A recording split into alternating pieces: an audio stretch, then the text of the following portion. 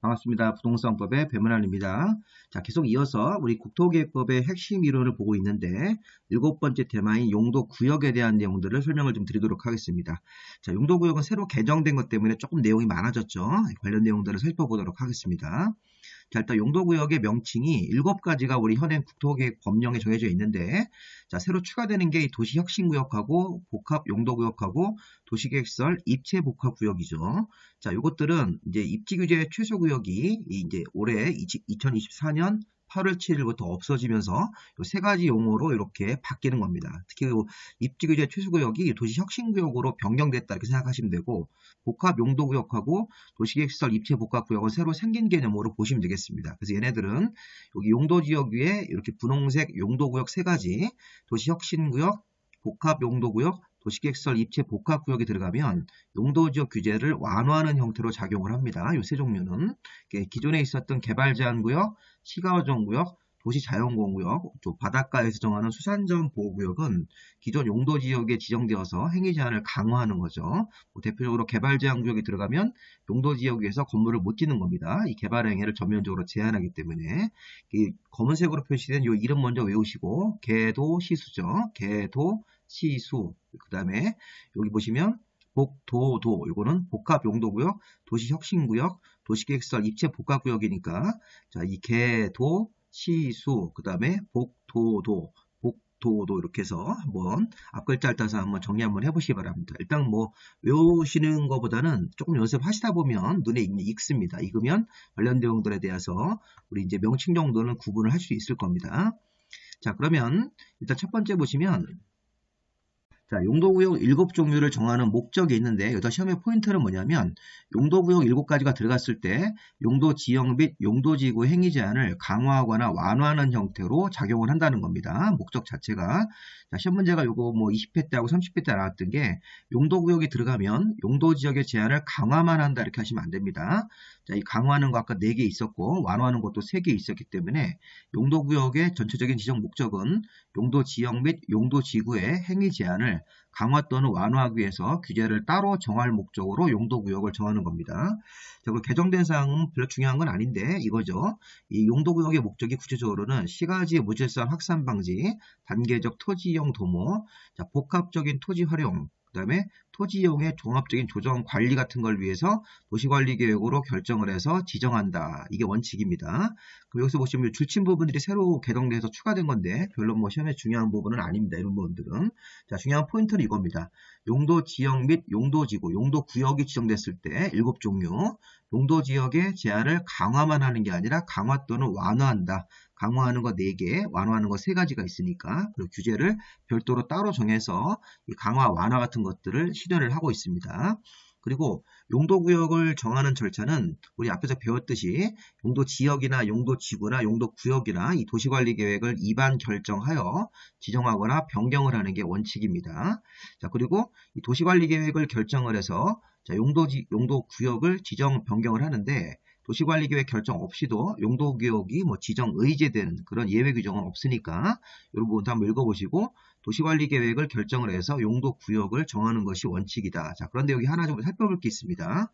자, 우리 도시관리계획을 결정을 해서 용도구역을 정해야 되는데, 자, 여기 보면 아까 새로 생긴 거, 우리 8월 7일부터 시행되는 도시혁신구역을 정하고 그 안에다가 도시혁신계획을 만들고, 도시혁신 복합용도구역을 정하고 복합용도계획을 수립하고, 도시계획설 입체복합구역을 정하는 이 3가지 업무는 공간 재구조화 계획을 별도로 입안하고 결정권자가 결정을 해서 이 공간 재구조화 계획이라는 걸 별도로 만들어서 이 절차를 진행하도록 되어 있습니다. 직접적으로 도시관리계획 결정을 하지 않고. 자, 그래서 우리가 이렇게 한번 구분을 하셔야 돼요. 아까 좀 전에 배웠던 개발제한구역, 뭐 도시자연공원구역, 시가조정구역, 수산자원 보호구역을 지정할 때는 바로 그냥 도시관리계획 절차로 들어가서 하는 거고, 여기 보시면 도시혁신구역을 정하고 거기다가 계획 만들고, 자, 복합용도구역을 정한 다음에 거기다가 복합용도 계획 만들고, 자, 도시계획시설 입체 복합구역을 정할 때는 도시관리계획에 입안 결정을 하지 않고 요 공간 재구조화 계획을 별도로 입안해서 시도의사나 국토부 장관이 결정을 해가지고 이 공간 재구조화 계획이 입안 결정, 요 3가지 형태는 요 3가지 절차를 진행할 때는 공간 재구조화 계획이라는 걸 별도로 입안해서 결정을 합니다. 그렇게 되면 이 공간 재구조화 계획이 결정됐을 때 요거로 도시관리계획 결정을 의지하도록 되어 있습니다. 뒤에 가서 설명을 드릴 겁니다.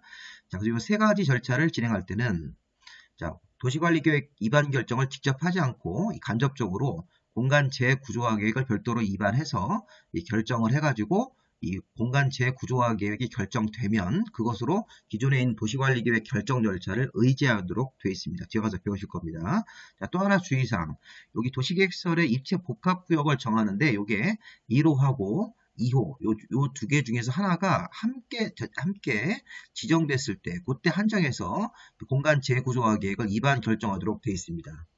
자, 이게 무슨 말이냐? 자, 1번, 2번 도시혁신구역 복합용도구역을 정할 때는 공간 재구조화 계획을 입안 결정을 바로 하면 되고 이 도시계획설의 입체 복합구역을 정할 때는 요거는 1호, 2호 이런 것들과 함께 하는 경우에만 이 공간 재구조화 계획을 입안하는 거고 함께 하지 않고 그냥 단독으로 입체 복합구역을 할 때는 바로 도시관리 계획을 입안 결정을 직접 하면 되는 겁니다. 그리고 3번 같은 경우도 한번 살펴보십시오.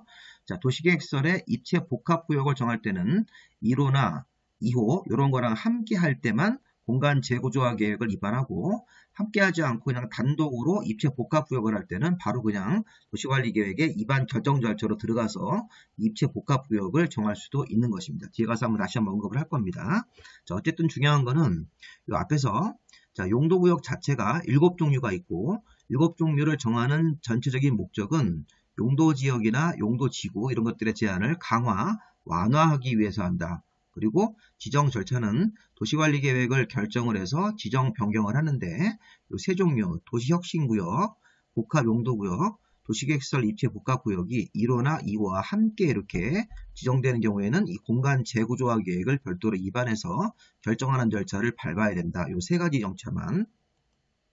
자, 그다음에 용도구역의 종류를 보도록 하겠습니다. 자, 그럼 이제 용도구역의 종류를 보시면 자, 개발제한구역, 도시자연보호구역, 시가조정구역, 수산자원보호구역 있고 간단하게 얘네들의 어떤 특징을 보면 개발행위를 전면적으로 제한하는 그린벨트가 개발제한구역입니다.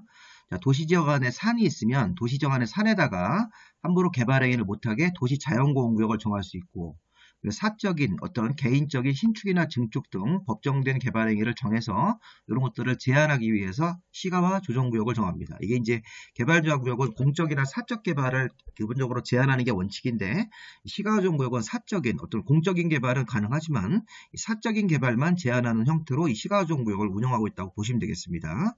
자, 수질 오염시설의 설치를 제한하는 게 수산자원보호구역, 주로 이제 바다에서 하는 거 해양수산부 장관이 결정을 하도록 되어 있죠.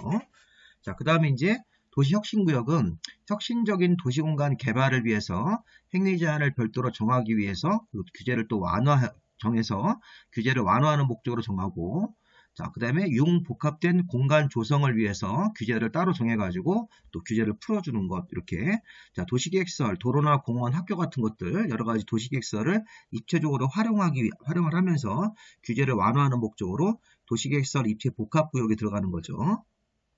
자, 새로 생긴 용어라서 저도 좀 입에 익숙치 않은데 도시혁신구역, 복합용도구역, 도시계획설 입체 복합구역이 혁신적인 도시 공간을 위해서 공간 개발을 위해서 규제를 완화할 목적으로 정하는 것, 융복합된 공간 조성을 위해서 규제를 완화할 목적으로 정하는 것, 복합용도구역, 도시계획설을 입체적으로 활용하기 위해서 도시계획설 입체 복합구역을 정하도록 되어 있습니다. 자, 그러면 일단 지정권자하고 지정 목적을 좀 봐야 되는데 그 다음 파트로 자, 지금 지정권자가 이렇게 7종류를 구분을 해서 이렇게 보실 겁니다. 근데 이게 조금 어려운 부분들이 이게 다 틀리게 되어 있습니다. 관청이. 자, 보시면 이 개발제한구역은 개발행위를 전면적으로 제한하는 아주 중요한 규제이기 때문에 국토부 장관만 도시관리계획을 결정을 해서 정하는 것입니다. 국토부 장관, 시도지사나 대도시는 들어가면 안 되고 국토부 장관이 도시관리계획을 결정을 해서 지정을 하고 자, 도시자연공구역, 도시지역 안에 산에다가 정하는 도시자연공구역은 이건 시도지사나 대도시의 시장이 도시관리계획을 결정을 해서 지정하도록 되어 있습니다. 자, 시가와 조정구역은 특이한 게 국토부 장관도 결정을 합니다. 국가계획과 관련된 경우. 근데 원칙은 시도지사입니다.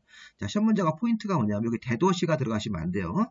자, 시도지사 또는 국토부 장관이 결정하도록 되어 있다. 시가와 조정구역, 수산자원보호구역은 바다에서 하기 때문에 해양수산부 장관이 결정하는 것으로 보시면 되겠습니다. 그래서 보면 국토부 장관만 결정권자, 개발제한구역, 그게 원칙입니다. 위임하는 거 생각하지 않고 개발제한구역은 국토부 장관이 결정권자가 되고 도시자연보호구역은 시도지사나 대도시의 시장이 결정권자로서 도시관리계획 결정을 해서 지정하고, 자, 시가조정구역은 원칙적으로 시도지사입니다. 대도시는 들어가지 말고 시도지사, 예외적으로 국가계획하고 관련된 경우에는 국토부 장관이 결정을 하고, 자, 수산자원보호구역은 해양수산부 장관이 결정하도록 되어 있습니다.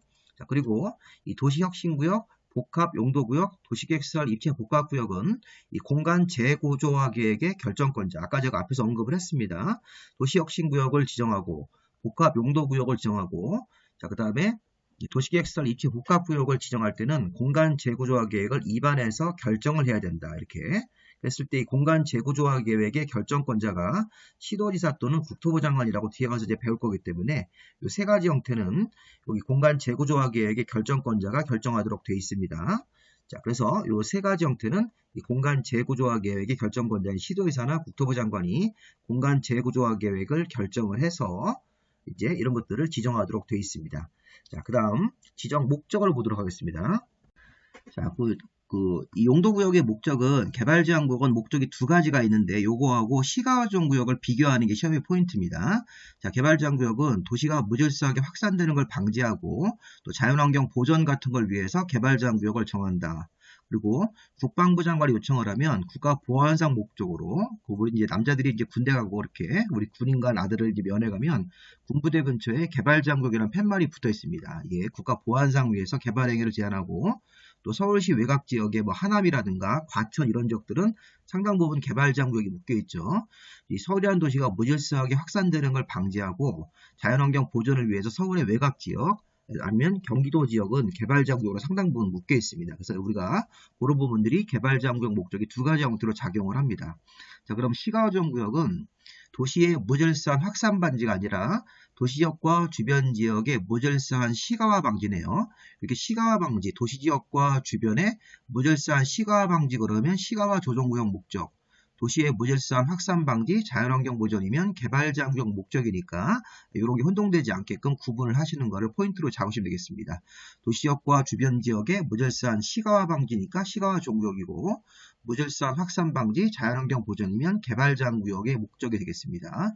자, 또 하나 차이점. 시가화 조정구역은 지정을 할 때 이 도시관리계획 결정을 하면서 유보기간이라는 기간이 있습니다. 시가조정구역은 기간을 무한정으로 하는 게 아닌데 개발제한구역은 기간이 없어요. 그래서 한번 정하면 이 개발제한구역 해제 결정이 있을 때까지는 계속적으로 개발제한구역이 유지가 됩니다. 시가조정구역은 5년 이상 20년 이내라는 유보기간이 있으므로 한 번을 정할 때 3년은 안 됩니다. 5년 이상 20년 이내라는 요 기간 내에서 기간을 설정하도록 되어 있습니다. 그래서 시가조정구역은 이렇게 유보기간이라는 게 있다. 개발제한구역은 기간이 없다. 개발제한구역 목적은 두 가지가 있습니다. 이렇게 무질서한 확산 방지, 자연환경도 있고 국방부 장관이 요청을 했을 때 요청을 해서 국가보안상 필요하면 이게 국토부 장관이 도시관리계획 결정으로 개발제한구역을 정하도록 되어 있고 시가조정구역은 도시역과 주변 지역의 무질서한 시가화 방지를 위해서 그리고 유보기간이라는 게 있네요. 5년 이상 20년 이내에서. 자, 시가화 조정구역의 유보기간은 20년 이내로 할 수 있다고 그러면 틀립니다. 반드시 5년 이상 20년 이내라는 요 범위를 설정해 주셔야 됩니다. 자, 도시지역 안의 산지를 개발을 제한하기 위해서 도시자연보호구역, 수산자원 보호 육성을 위해서 우리가 수질 오염시설 같은 경우를 못 들어오게 차단하는 수산자원 보호구역이라는 게 있으니까 참고로 보시면 되겠습니다. 그래서 우리 앞에서 지정권자하고 지정 목적을 같이 이렇게 연계해서 보시면 개발제한구역은 국토부 장관이 도시관리계획 결정으로 정하는 거죠. 이렇게 목적은 두 가지가 있었고, 자, 도시자연보호구역은 도시지역 안의 산지 개발을 제한하기 위해서 그러니까 시도지사나 대도시가 도시관리계획으로 결정합니다. 자, 시가조정구역은 도시역과 주변 지역의 무질서한 시가화 방지를 위해서 유보기간을 설정을 해가지고 시도지사가 원칙, 그 다음에 국토부 장관도 국가계획하고 연계된 시가조정구역을 도시관리계획으로 결정을 할 수 있죠. 자, 수산자원보호구역은 해양선부 장관이 수산자원 보호를 위해서 정하는 것입니다. 자, 시가조정구역은 요 유보기간에 대해서 한 번 더 좀 자세히 보시면 첫 번째 나왔던 개념, 유보기간을 정할 때는 이 도시관리계획을 결정을 해서 시가와의 어떤 위치라든가 면적을 정하면서 기간도 같이 정하도록 되어 있는데 5년 이상 20년 이내에서 이 도시관리계획 결정을 할 때 기간도 같이 정하도록 되어 있습니다.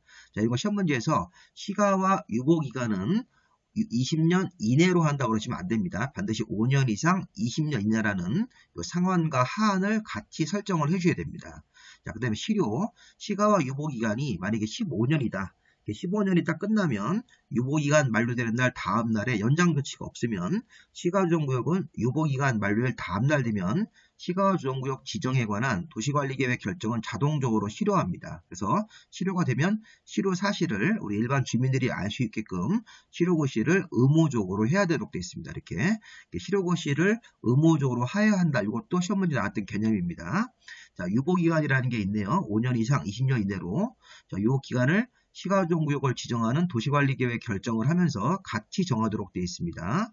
그럼 유보기간 만료일 다음 날 되면 시가와를 지정을 한 도시관리계획 결정은 자동적으로 효력을 상실하고 그 효력이 상실됐다는 사실을 의무적으로 고시를 해야 됩니다. 자, 그 다음 우리가 이제 도시혁신구역하고 복합용도구역하고 도시계획설의 입체 복합구역. 자, 우리가 혁신적인 도시공간 개발을 위해서 행위 제한을 별도로 따로 정하기 위해서 정한다. 또 규제를 그냥 완화한다고 생각하시면 되겠습니다. 이게 과거. 자, 우리 이제 입제. 우리 기존에 이 입지 규제 최소구역 자체가 이렇게 도시혁신구역으로 변했다고 생각하시면 되고, 자, 도시를 혁신적으로 개발하기 위해서 행위 제한 내용들을 별도로 정하기 위해서, 별도로 정한 행위 제한을 우선적으로 적용하기 위해서 도시혁신구역을 정한다. 자, 융복합된 공간 조성을 위해서 행위 제한 내용을 기존에 있는 걸 적용하지 않고 따로 정하기 위해서 복합용도구역을 정하는 거죠. 예를 들어서 뭐 주거, 상업, 산업, 교육, 문화, 의료 이렇게 융복합된 공간 조성을 위해서 행위 제한을 별도로 정하기 위해서 이 복합 용도구역 같은 걸 정할 수가 있습니다. 자, 이런 거는 굉장히 시사적이죠. 최근에 우리나라 K-팝이라든가 우리나라 어떤 성형 그런 부분들이 많이 발전을 해서 외국인들이 관광으로 많이 들어왔을 때 그런 부분들을 감안해서 복합 용도구역을 정해가지고 융복합이라는 게 주거, 산업, 상업도 있고 교육, 의료, 문화 이런 공간들을 한 공간에 조성을 해서 어떤 우리 경제발전 같은 걸 꾀하기 위해서 이런 복합 용도구역을 정한다고 생각하시면 되겠습니다. 자, 도시계획서를 입체적으로 활용하기 위해서 도시계획설 입체 복합구역을 정하는 것이고요. 자, 이런 부분들 보시고 자, 이 세 가지는 새로 생긴 거니까 기출 표시는 제가 지우겠습니다. 잘못 들어갔습니다. 자, 기출이 된 것은 이런 부분들, 시가조정구역은 유보기간이라는 게 있다는 개념, 이런 부분들은 기출이 이미 된 것들이니까 개발제한구역의 목적 2개, 시가조정구역의 목적 같은 거 비교해 주시고요. 그 다음에 시가와는 유보기간이라는 기간이 있기 때문에 유보기간 만료 다음날 되면 시가와를 지정을 한 도시관리계획 결정은 자동적으로 효력을 잃습니다. 새로 생긴 거에 대한 그런 목적 같은 것들도 한번 읽어보시고요. 자, 그 다음에 이 공간 재구조화 계획의 입안 결정, 요거를 따로 좀 보셔야 됩니다. 자, 우리가 공간 재구조화 계획을 왜 입안하고 결정합니까? 이렇게 의문을 한번 가져보세요. 자, 앞에 설명을 드렸듯이 공간 재구조 계획은 용도구역 중에서 도시혁신구역, 복합용도구역, 도시계획설 입체 복합구역이라는 게 있었는데 이런 것들을 지정하거나 도시혁신구역에서 자, 여기 계획을 또 만들도록 되어 있습니다. 도시혁신계획의 수립, 복합용도구역을 정하고 복합용도계획을 수립하고 3번은 계획은 따로 없네요. 그러면 1번, 2번, 3번 같은 내용 같은 것들을 우리가 지정하거나 이런 계획 수립할 때는 도시관리계획 결정을 바로 하지 않고 이 공간 재구조화 계획을 입안해서 결정하도록 되어 있습니다. 누가? 특별광역자치시와 자치도 시장 군수가 다음 각호의 용도구역 등을 정하고 해당 계획 같은 거, 해당 용도구역에서 목적 달성을 위한 이런 계획 같은 걸 수립하기 위해서 이 공간 재구조화 계획을 입안을 해야 됩니다. 이렇게 도시관리 계획을 직접 입안하지 않고 공간 재구조화 계획이라는 걸 먼저 입안을 해서 뒤에 가서 결정을 할 겁니다. 특히 3번 같은 경우는 공간 재구조화 계획을 입안하는 과정이 이 3번 도시계획설 입체 복합구역은 1호하고 2호하고 함께 하는 경우에 한정해서 이렇게 함께 하는 경우만 그때만 공간 재구조화 계획을 입안하지 3번 자체를 1번과 2번과 함께 하지 않을 때는 바로 그냥 도시관리 계획을 입안하시면 되는 겁니다. 이 3번 같은 경우는 구분을 좀 해주시고요. 자, 그 다음에 2반 결정 절차가 공간 재고 조합 계획 2반 결정 절차가 도시관리 계획의 2반 결정 절차를 준용하네요. 그러면 나중에 이제 도시관리 계획 2반 결정 절차를 준용하기 때문에 이게 공간 재고 조합 계획이 결정이 되면 이 도시관리 계획이 결정된 곳으로 의지하도록 되어 있습니다. 자, 우리 도시관리 계획의 2반 결정 절차를 준용을 해서 이 공간 재고 조합 계획도 2반 결정을 하도록 되어 있습니다. 자, 그다음에 국토부 장관도 공간 재고 조합 계획을 2반할 수 있네요. 국토부 장관이 도시 경쟁력 향상을 위해서 필요하면 여기 특광지원수의 요청을 받아서 공간 재고 조합 계획을 2반할 수도 있다. 그러면 공간 재고 조합 계획의 2반은 이런 세 가지 형태일 때 2반하는 거고 원칙적으로 이렇게 6명이 2반을 하다가 자, 국토부 장관도 2반할 수가 있네요. 이렇게 국토부 장관이 도시 경쟁력 향상, 지역 균형 발전 같은 걸 위해서 필요하면 여기 특광지원수 요청을 받아서 공간 재고 조합 계획을 2반할 수 있습니다. 자, 공간 재고 조합 계획의 2반 제한이라는 제도가 새로 생겼는데요.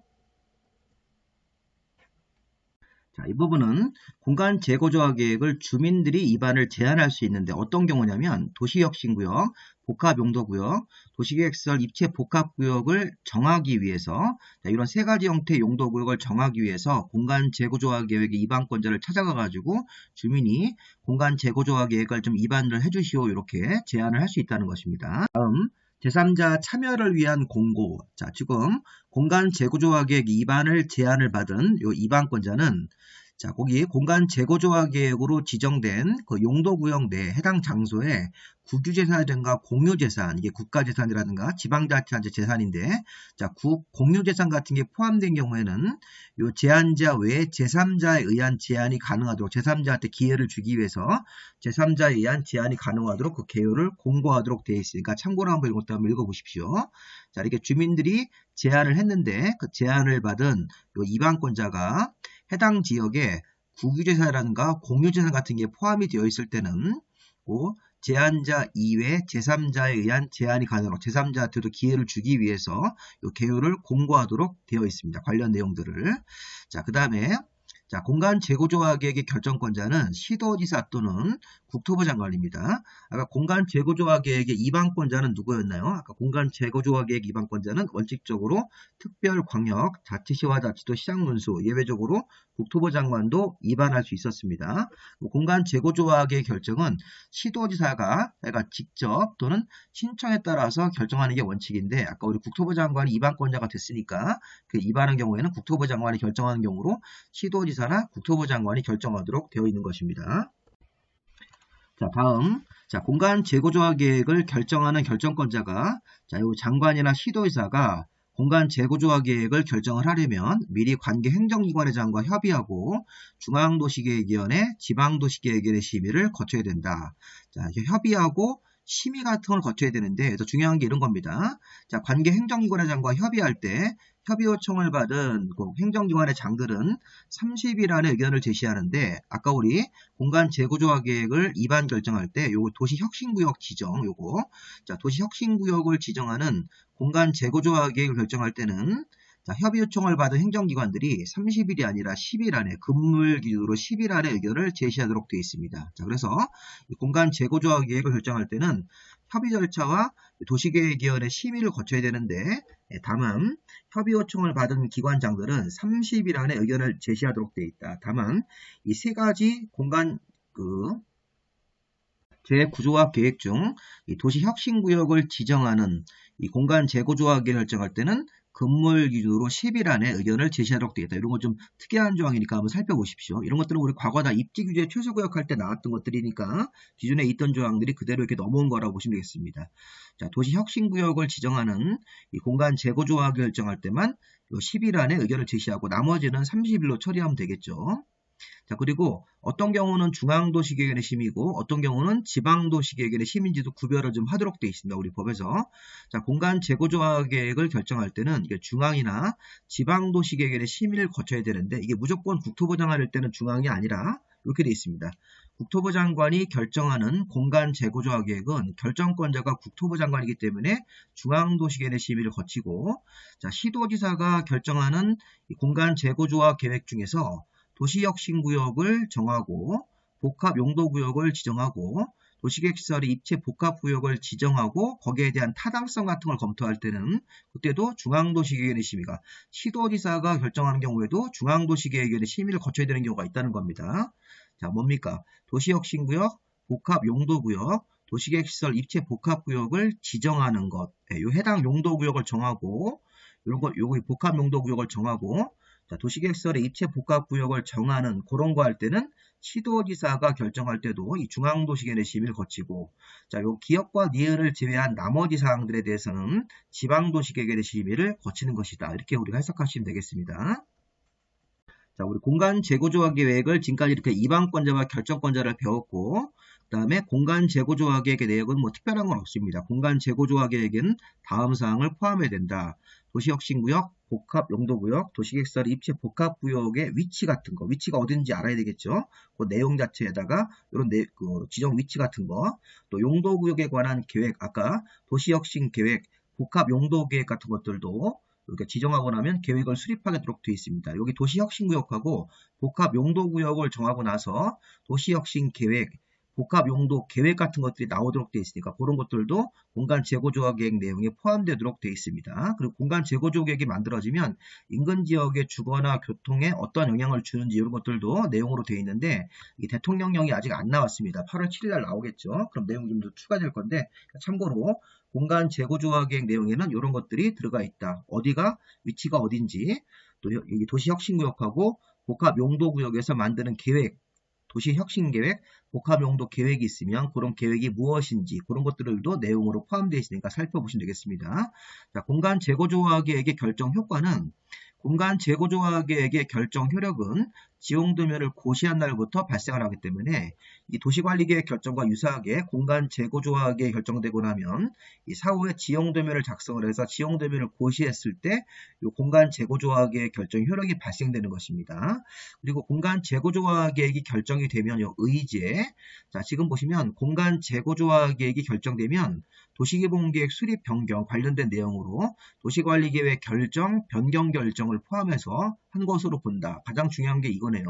자, 공간 재고조화 계획이 결정고시가 되고 지형도면 고시까지가 딱 되면 그러면 이게 자동적으로 도시관리계획 결정, 고시가 된 것으로 의지합니다. 이런 조항들 한번 살펴보시고요. 경과규정은 자, 공간 재고조화 계획이 지용도면 고시가 나왔어도 자, 이미 사업이나 공사에 착수한 사람은 이 공간 재고조화 결정과 관계없이 공사를 계속할 수 있습니다.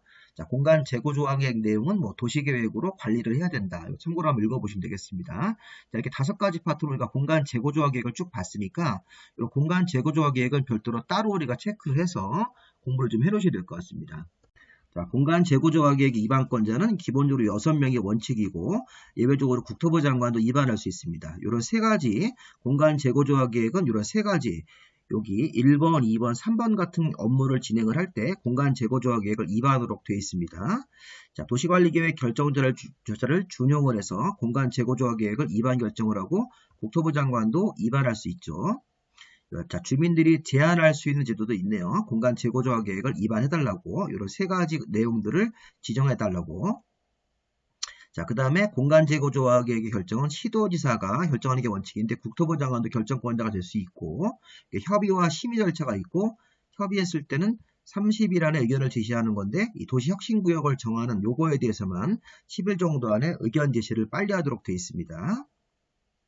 그리고 이제 중앙도시계획의 심의를 거쳐야 되는 사항 2가지가 있고 공간 재고조화 계획 이 2가지가 아니면 나머지는 지방도시계획의 심의를 거쳐서 결정하도록 되어 있습니다. 공간 재고조화 계획의 내용 같은 것들 그 다음에 결정 효과 요거 2번이 제일 중요합니다. 도시관리계획 결정고시가 된 것으로 보는 거죠.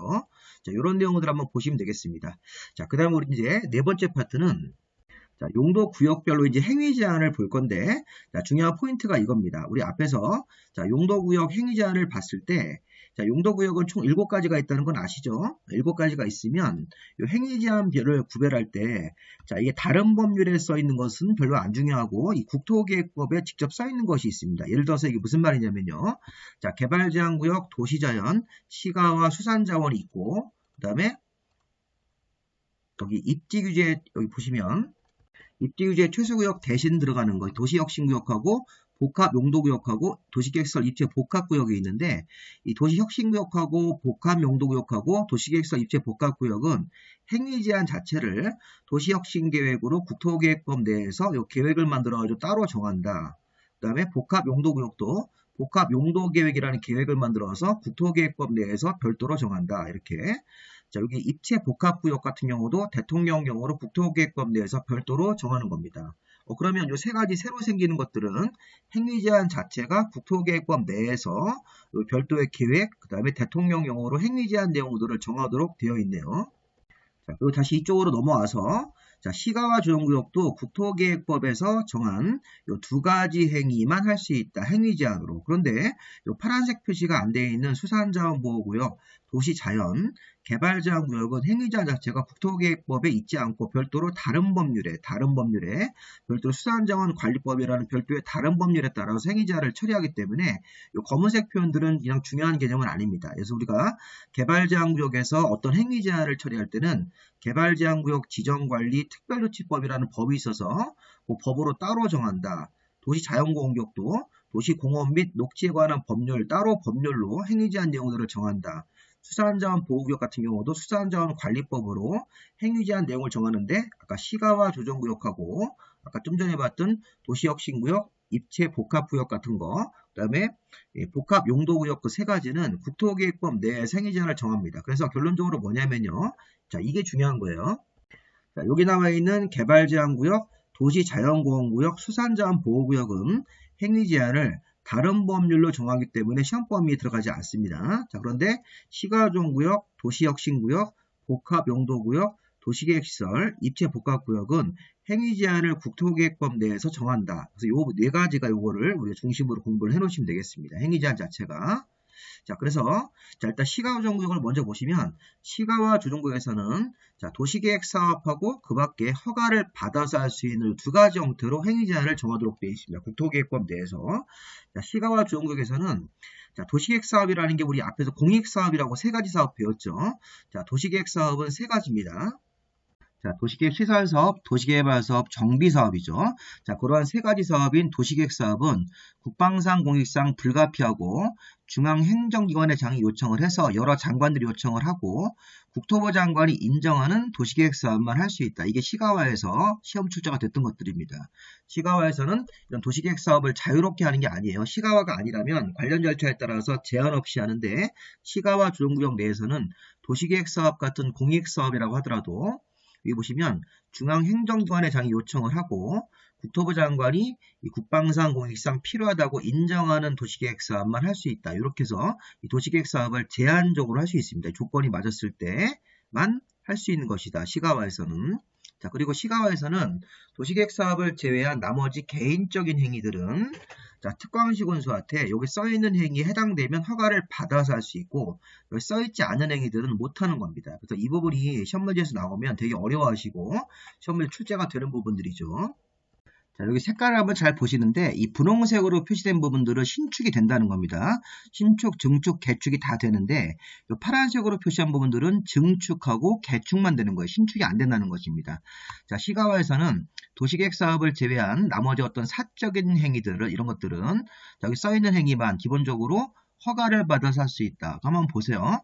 자, 우리 민간인들이 주택을 신축은 안 되고 증축만 기존 주택을 기존 면적 포함해서 100제곱미터 이내까지 증축하는 것을 허가받고 할 수 있다. 그럼 시가와에서는 주택을 새로 짓는 건 안 됩니다. 신축은 기존 주택을 증축하는 거 100제곱미터 이내까지. 그리고 기존 건축물이 주택이 아니라면 자, 뭐 기존 건축물의 상가라든가 어떤 공장 같은 개념들, 자, 기존의 상가 같은 건물들은 개축이나 재축, 대선 것처럼 자, 면적을 넓히지 않고 고치는 행위라고 생각하시면 되겠습니다. 시가와에서 주택은 증축, 주택 아닌 나머지 기존 건축물 같은 경우는 개축이나 재축 같은 것들이 고치는 형태로 가능하다. 대선 같은 거. 자, 또 종교시설도 증축이네요. 자, 기존 연면적이 200% 초과하지 않게끔 2배 이내에서 기존 연면적이 200제곱미터면 거기에 2배인 400제곱미터 200%를 초과하지 않게끔 그러면 주택은 증축, 종교시설도 증축만 할 수 있습니다. 허가를 받고 하셔야 돼요. 근데 기존 건축물, 주택과 종교 이외 나머지 기존 건축물들은 개축이나 재축, 대선만 할 수 있다. 동일한 규모나 동일한 용도 안에서. 자, 그런데 축사나 창고, 양장같이 농업이나 어업에 쓰는 건물들은 건축입니다. 허가를 받으면 건축할 수 있기 때문에 신축, 증축, 개축, 재축이 다 되는 겁니다. 자, 마을 공동시설, 새마을회관, 뭐 농로라든가 제방 같은 것들도 우리 마을 주민들이 같이 쓰는 마을 공동시설은 설치네요. 설치는 신축이 된다는 뜻입니다. 신축, 증축, 개축이 되는 겁니다. 또 우리 공짜 들어가는 거, 공익설, 공용설, 공공설 같은 주로 이게 일종의 관공서들이죠. 이런 것들도 설치할 수 있습니다. 시가화에서 주택은 증축, 종교도 증축, 주택과 종교를 제외한 기존 건축물들은 개축, 재축만 할 수 있는데 축사나 창고는 건축, 마을 공동시설 설치, 공익이나 공용시설 같은 것들도 설치가 된다. 어떤 것들은 설치고 어떤 것들은 증축, 개축인지 이 부분을 구별하는 게 포인트입니다. 자, 시가화에서 나머지 내용들은 참고로 한번 읽어보시면 되겠고 시험 문제에서 최근에 출제가 됐습니다. 자, 시가화에서는 도시계획 사업하고 이렇게 허가를 받아서 두 가지 행위할 수 있는 이런 형태로 국토계획법 내에서 규제를 하고 있습니다. 그래서 시가화에서 도시계획 사업은 국방상 호익상 불가피하고 중앙행정기관의 장들이 요청을 하고 국토부 장관이 인정하는 도시계획사업만 할 수 있고 그 밖에 도시계획 사업을 제외한 나머지 행위는 1번부터 8번까지 나열된 행위만 허가를 받고 할 수 있는 것입니다. 조금 어렵습니다. 자, 시가화에서는 좀 전에 특광시군수가 허가를 하는 과정에서 주변에 도시계획 사업하는 사람이 먼저 있으면 도시계획 사업 시행자 의견을 듣고 허가를 해야 됩니다. 자, 그리고 시가화 조정구역에서 허가를 하는 과정, 여기 시가화에서 허가를 할 때 주변에 도시계획 사업하는 사람이 있으면 의견도 들어야 되고 또 허가할 때 이 조경 등의 조건부로 허가할 수 있습니다. 또 뒤에 와서 배울 건데 기반시설을 설치해라, 위해 방지해라, 환경오염 방지해라, 공사 끝난 다음에 경관이나 조경 같은 걸 해라. 이렇게 줄여서 이 조경 등의 조건부로 허가할 수 있고 자, 이런 조건 이행을 안 할까봐 이행 보증금도 예치하게 할 수 있습니다. 다만 개발행위자가 국가나 지자체나 공공기관이면 이행 보증금을 예치하지 않습니다. 이 표현이 은근히 시험 문제에서 많이 나옵니다. 국가나 지자체나 공공기관은 이행 보증금을 예치하지 아니한다. 자, 그 다음에 아까 시가화에서 허가를 할 때 축사가 300제곱미터 이하일 때는 그때는 특별한 사유가 없으면 허가를 해야 된다. 이거 좀 어려운 조항인데 추가로 좀 보시기 바랍니다.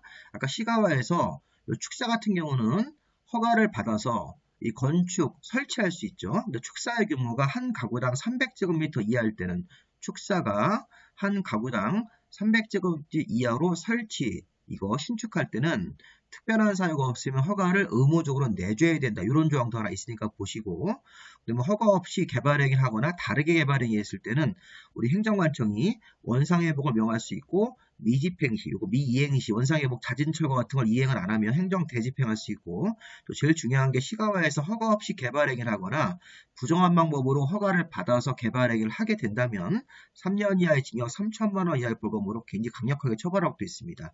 허가 없이 개발행위를 하거나 부정한 방법으로 관청을 속여서 허가를 받은 다음에 개발행위를 하게 되면 3년 이하의 징역 3천만 원 벌금으로 처벌하기 때문에 이런 내용도 시가화 조정구역 내용으로 좀 보시기 바랍니다. 내용이 좀 많지만 이런 내용도 한번 다 추가적으로 좀 보시고요. 자, 이제 우리가 시가화 조정구역 행위 제한을 마무리하고 나머지 용도구역 중에서 국토계획법 내에서 처리하는 것들 도시혁신구역, 복합용도구역, 도시계획시설 입체 복합구역에 대한 행위 제한 내용들을 보도록 하겠습니다. 자, 이쪽 조항들은 신설된 조항이라 굉장히 좀 낯선데 최대한으로 일단 중요한 포인트를 한번 잡아보겠습니다. 자, 먼저 우리가 행위 제한을 구분할 때 자, 도시혁신구역 복합용도 도시계획시설 입체 복합구역으로 구분한 다음에 자, 결론 행위 제한이 국토계획법 내에서 별도로 정하는 겁니다. 따로.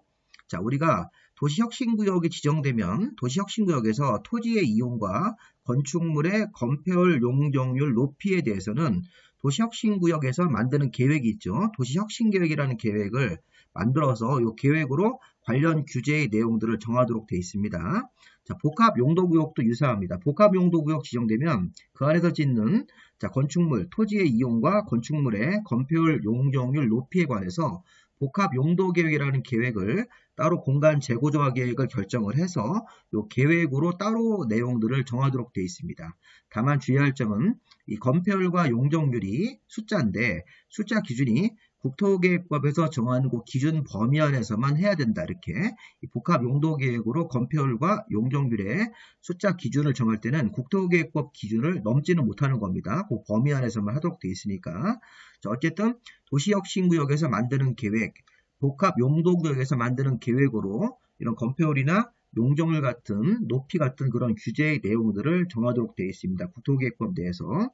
자, 그 다음에 도시계획설 입체 복합구역으로 들어가 보면 이때도 입체 복합구역 안에서 도시계획설과 도시계획설이 아닌 일반 건물 지을 때, 자, 건축물의 어떤 건폐율이라든가 용적률 높이 같은 것들에 대해서는 이 대통령령으로 정하는 범위 안에서 기준을 정할 수 있고, 이 대통령령은 8월 7일이 돼야지만 알 수 있으니까, 어쨌든 여기서는 계획을 따로 만들지는 않죠. 계획은 여기서만 계획이 있고, 그 다음에 도시계획설 입체 복합구역은 대통령령으로 건폐율과 용적률 높이 같은 기준 같은 것들을 따로 정할 수 있습니다. 자, 다만 주의할 점은 이때는 건폐율과 용적률의 숫자 기준을 정할 때 국토계획법에 정하고 있는 기준, 그 기준에 자, 2배, 200% 이하라는 요 기준을 지켜야 되는 겁니다. 요거는 국토계획법 기준 내에서만 하는 거고, 이 오른쪽 거, 자, 도시계획설 입체 복합구역에서는 건폐율과 용적률을 이 대통령령으로 숫자를 정할 때 국토계획법상 해당 기준에 200% 이하인 2배 이내까지 기준을 좀 더 이렇게 좀 정하도록 되어 있으니까 이런 부분들 한번 읽어보시고요. 자, 도시혁신구역을 좀 더 세부적으로 살펴보시면요. 자, 도시혁신구역을 지정하는 대상 장소가 있습니다. 자, 공간 재고조화 계획의 결정권자인 시도지사나 국토부 장관이 다음 어느 하나의 지역을 자, 도시혁신구역으로 정할 수 있다. 주로 이게 이제 도심이나 부도심 같은 생활권 중심지, 지역의 거점 역할을 수행할 수 있는 지역들, 자, 그 밖에 창의적인 개발이 필요하다고 인정을 해서 대통령령으로 정하는 지역인데 이것도 8월 7일 돼야지만 알 수 있습니다. 자, 어쨌든 이런 지역을 대상으로 도시혁신구역을 정한다. 자, 그럼 도시혁신구역을 정하고 나면 자, 도시혁신계획이라는 걸 만들어서 행위 제한 내용들을 따로 정하도록 되어 있죠. 자, 도시혁신계획에는 도시혁신계획에서 자, 기존에 있는 용도지역이나 용도지구랑 다르게 결정할 수 있기 때문에 자, 용도지역이나 용도지구를 새로 정하는 결정, 자, 새로운 도시계획설, 지구단위계획 결정도 할 수 있고 주요 기반시설, 자, 도시혁신계획에서 지어지는 건물의 건폐율, 용적률, 높이, 건축물의 종류 같은 용도 같은 것들도 정할 수가 있네요. 자, 그리고 도시혁신계획에서 자, 기존 관련 법조항을 자, 완화하거나 배제할 수 있습니다. 배제. 그 다음에 시행자가 누군지, 해당 도시혁신구역에서 개발사업할 때 개발사업의 시행자가 누군지 이런 것들을 도시혁신계획 내용으로 포함시킬 수가 있습니다. 자, 그리고 도시혁신구역은 다른 법률에서 정할 수가 없습니다. 이 법에 따르지 않고는 도시혁신구역의 지정과 도시혁신계획을 결정할 수 없다. 다른 법률에서 공간 재고조화 계획 같은 거를 결정을 의지하더라도 국토계획법에 따르지 않고는 자, 도시혁신구역 지정과 도시혁신계획을 결정할 수 없기 때문에 이 도시혁신구역을 정하고 도시혁신계획을 결정할 때는 반드시 국토계획법에 따라서 공간 재고조화 계획을 결정을 해가지고 구역도 정하고 계획도 수립해야 됩니다. 다른 법률에서 어떤 의제를 해가지고 도시혁신구역을 정할 수는 없다는 것입니다. 자, 의견 회신 기간은 10일이죠. 이건 앞에서 봤던 개념이네요. 자, 지금 도시혁신구역을 지정하는 공간 재고조화 계획을 결정할 때는 협의 요청을 받은 행정기관의 장들이 자, 협의 요청을 받으면 원래는 30일이라는 의견을 내야 되는데 이 도시혁신구역 지정은 신속하게 하기 위해서 10일 정도 이내 의견을 빨리 제시하도록 되어 있습니다. 자, 배제 규정하고 완화 규정 여기가 제일 중요한 부분인 것 같아요. 자, 우리가 지금 자, 도시혁신구역을 정한 다음에 도시혁신계획을 이제 수립을 합니다. 그러면 도시혁신계획으로 주택법상 주택의 배치, 아파트 같은 거 지을 때 동배치입니다. 자, 주차장 설치 기준 주차장법상, 자, 여기 보시면 미술작품 설치, 건축법상 공개공지, 자, 도시공원 확보 기준, 학교용지 확보 기준이 관련 법에 따라서 우리나라에 있는데 이 기준이 워낙 어렵기 때문에 이 기준을 자, 여기 도시혁신구역에서는 이 도시혁신계획으로 기존 법에 있는 규정들은 배제하고 자, 따로 정할 수 있다는 것입니다. 자, 반면에 우리가 여기 보시면 자, 교육환경보호구역이 학교 근처에 학생들을 보호하기 위한 행위 제한입니다. 자, 문화유산이라는 게 이게 문화재이기 때문에 역사문화환경보존지역은 문화재 보호를 위한 행위 제한. 자, 이거는 배제할 수는 없습니다. 이거는 완화, 공동심이라는 거에서 완화만 할 수 있다. 그러면 자, 배제하는 규정은 주택의 배치, 부설주차장, 미술작품, 공개공지, 도시공원, 학교용지 기준은 이거는 관련 규정들을 배제할 수 있고요. 관련 법의 규정을 배제할 수 있고, 자, 학생들을 보호하기 위한 교육환경 보호를 위한 교육환경 보호 행위 제한, 역사문화 환경 보존 지역 행위 제한은 배제하지는 못하고 관련법 규정을 완화할 수 있다. 이런 것들 한번 읽어보시 바랍니다. 자, 마지막으로 의제. 자, 도시혁신구역으로 지정이 되면, 자, 건축법상 비슷한 규제인, 비슷한 내용인 특별건축구역으로 지정된 것으로 봅니다. 도시혁신구역 지정돼서 규제를 풀어주면 건축법상 규제를 풀어주는 특별건축구역으로 지정된 것으로 보고, 하나 더 생겼어요. 자, 도시혁신구역이 지정되고 도시혁신계획 자체가 결정이 되면 이게 도시개발법상 관련 조항하고 맞으면 도시개발구역과 도시개발법상 개발계획 고시로 보고, 그다음에 도시혁신계획에서 시행자가 되면 도시개발사업 시행자로 의제가 됩니다. 자, 이게 도시개발구역, 도시개발법상 개발계획, 그 다음에 도시개발법상 시행자로도 결정고시가 된 것으로 의제, 이런 의제 조항이 하나 추가됐으니까 이것도 한번 보시 바랍니다. 자, 그래서 국토계획법에 따라서 도시혁신구역을 정하고 거기다 도시혁신계획을 만들어주면 결정고시가 되면 이 효과로서 도시개발법으로 가서 도시개발구역 지정, 도시개발법상 개발계획 수립고시로 보고, 도시혁신계획에서 시행자로 결정이 되면 이 시행자가 도시개발법상 시행자 요건을 갖춘 것으로 보고 도시개발법상 시행자로 지정된 것으로 의지하는 규정이 두 가지가 생겼습니다. 요거하고 건축법상 특별건축구역 요 내용들을 다 살펴보셔야 될 것 같습니다. 좀 어렵습니다. 자, 우리 복합용도구역으로 가겠습니다. 자, 그러니까 복합용도구역은 공간재구조학의 결정권자가 다음은 하나의 지역을 대상으로 이 복합용도구역을 정할 수 있습니다. 자, 경제활동의 변화로 복합적인 토지 이용이 필요한 지역들, 그다음에 노후 건물들이 밀집해서 단계적인 정비가 필요한 지역들, 그 밖에 복합적인 공간 이용을 촉진하기 위해서 대통령으로 정하는 지역에다가 이 복합용도구역을 지정할 수가 있습니다. 자, 복합용도구역이 지정되면 여기서도 복합용도계획이라는 게 만들어지고, 자, 복합용도계획에는 다음 사항이 포함된다. 우리 앞에 거랑 비슷하네요. 자, 도시혁신계획과 비슷하게 용도지역지구를 새로 결정하고 도시계획설, 지구단위 계획을 새로 결정할 수 있고, 이 계획으로 주요 기반설. 자, 그러면 3번 같은 거 한번 잘 보세요. 자, 우리가 복합용도계획은 목적이 뭔가요? 자, 복합적인 용도, 건물들을 세울 때 뭐 상업용 건물, 주거용 건물 따로따로 세는 게 아니라 주거, 상업, 산업, 교육, 의료, 문화 이런 건물들을 복합적으로 개발하기 위한 게 복합용도계획이기 때문에 자, 해당 건물이 지어질 때 복합적인 건물의 배치 비율 같은 것들을 정할 수 있습니다. 우리가 자, 주거 그러면 아파트, 상업 그러면 상가, 산업이면 공장, 교육이면 학교, 의료면 병원 이런 거, 우리 문화시설들 이런 것들을 복합적으로 짓는데 그 배치 비율 같은 것들을 정할 수가 있다는 겁니다. 복합용도계획으로 이런 것들이 아까 좀 전에 배웠던 도시혁신계획하고 차이점입니다. 도시혁신계획은 이런 내용들이 없어요. 그 밖에 이제 건폐율 용적을 높이에 관한 사항들 이런 것들이 복합용도계획의 내용으로 보시면 되겠고요. 자, 복합용도구역 지정되면 여기서도 의제 효과가 있는데 앞에서 우리가 도시혁신구역 지정되면 특별건축구역과 도시개발구역까지 의제했는데 여기서는 아닙니다. 자, 복합용도구역으로 지정이 됐을 때는 건축법상 특별건축구역으로 지정된 것으로 보는데 도시개발구역으로 지정된 것으로 보는 규정은 없습니다. 이거는 이거 한번 구글해서 좀 보시 바랍니다. 여기서는 복합용도구역 지정고시가 된 지역은 특별건축구역으로만 지정된 것으로 보는 것이죠. 이 내용은 참고를 읽어보시고요. 자, 이번엔 도시계획설 입체 복합구역인데, 자, 이 부분 한번 보세요. 자, 도시계획설 입체 복합구역은 이 도시관리계획의 결정권자가 다음은 하나의 지역을, 자, 여기 도시계획설 입체 복합구역으로 정할 수가 있습니다. 자, 여기 하나 좀 특이한 점은 여기 공간재구조화 계획의 결정권자가 아니고, 자, 도시관리계획 결정권자라고 주어가 이렇게 붙었네요. 자, 우리 도시계획설 입체 복합구역도 우리 앞에서 배웠던 도시혁신구역이나 복합용도구역과 함께 들어갈 때는 이 결정권자가 공간재구조화 계획 결정권자인데 이건 함께 한다는 게 아닙니다. 도시계획설 입체 복합구역을 단독으로 할 때는 자, 이게 도시관리계획 결정권자가 맞습니다. 자, 도시관리계획 결정권자, 공간재구조화 계획 결정권자가 아니고 그냥 일반적인 도시관리계획 결정권자가 도시계획서를 입체적으로 활용하기 위해서 도시계획설 입체 복합구역을 정한다고 해석하시면 돼요. 이게 만약에 이 입체 복합구역이 앞에서 배웠던 도시혁신구역이나 복합용도구역과 함께 들어갈 때는 이 주어가 이 공간 재구조화 계획 결정권자인데, 이거는 그 함께 하는 게 아니라 단독으로 도시계획설 입지 복합구역을 정할 때는 이 도시관리계획 결정권자가 이런 지역을 대상으로 입체 복합구역을 정할 수가 있는 것이죠.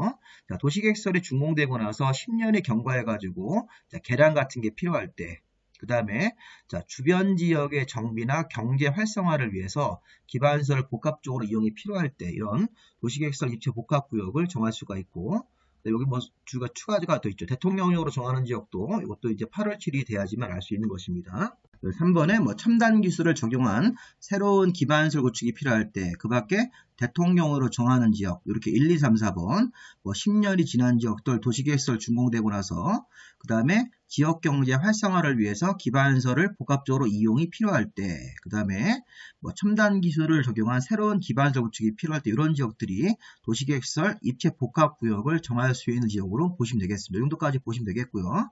자, 그 다음에 지금까지 배운 내용들을 종합을 해서 이 공공시설을 설치해야 되는 의무가 생겼습니다. 이게 누가 뭐냐면, 여기 도시혁신구역, 복합교통구역, 도시계획설 입체 복합구역의 공통점이 규제가 완화가 되는 겁니다. 자, 규제가 이렇게 완화가 되기 때문에 행위제한이 완화가 돼서 혜택을 보는 개발사업자, 자, 다음 해당하는 구역에서 개발사업을 하는 자가 행위제한이 완화가 돼서 토지가격이 올라갑니다. 그러면 올라가는 분 범위 안에서 계산을 해가지고 공공시설 부지 같은 것들을 설치하든지 직접 공공시설 같은 거 부지나 땅이나 공공시설을 직접 설치해야 되는 그런 의무가 부과되었습니다. 자, 이런 세 가지가 지정되면 행위제한이 완화가 되어서 해당 지역에서 개발 사업하는 사람들이 혜택을 보기 때문에 토지 가격이 올라가가지고 가격 상승분 범위 안에서 공공시설 부지 땅으로 제공하거나 공공시설을 만들기 위해서 직접 공공시설을 설치하도록 이렇게 의무 규정이 생겼습니다. 자, 이런 내용들까지 우리 마무리하겠습니다. 자, 이렇게 우리 용도구역은 이런 순서대로 한번 쭉 보시고, 좀 내용이 많은데 중요한 게 이겁니다. 시가와 조정구역에서 행위 제한하고, 자, 도시혁신구역, 그 다음에 복합용도구역, 도시계획설, 입체 복합구역, 그런 부분들 위주로 한번 받으시 바랍니다. 자, 여기까지 내용들 마무리하겠습니다. 자, 수고하셨습니다. 좀 내용이 길었지만 한번 쭉 한번 들어보시 바랍니다.